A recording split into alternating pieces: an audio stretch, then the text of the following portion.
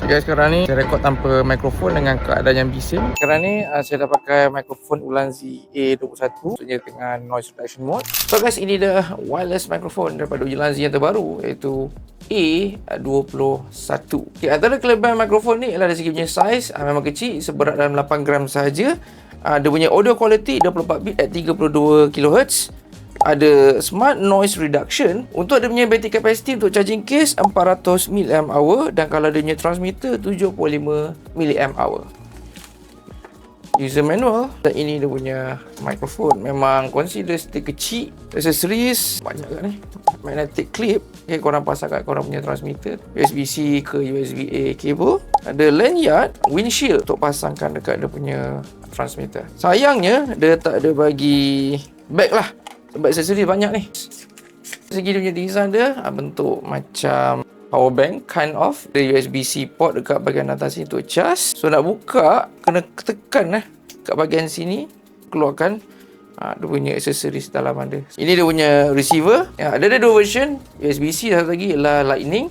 Yang ini dia punya transmitter. Kalau nak pakai, dia pakai magnet kat sini. Agak kuat agak magnet dia ni.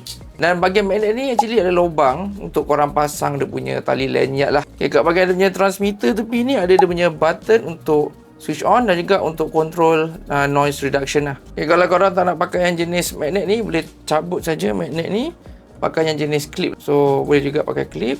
Tapi bagi saya sekarang ni better lagi lah guna yang magnet ni. Sebab lagi mudah, dia tak akan mengganggu lah kalau korang nak pakai kat baju.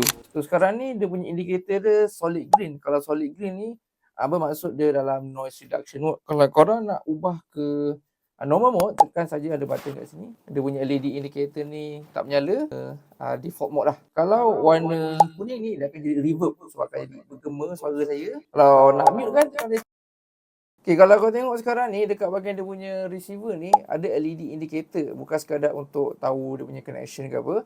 Actually korang boleh control dari segi dia punya gain. Okay, sekarang ni dia level 1, level 2, level 3. So ada 3, okay, ada 3 level yang korang boleh adjust lah. Okay, sekarang ni saya dah pakai mikrofon Ulanzi A21 dengan korang tengok dia punya LED indicator warna hijau, maksudnya dengan noise reduction mode.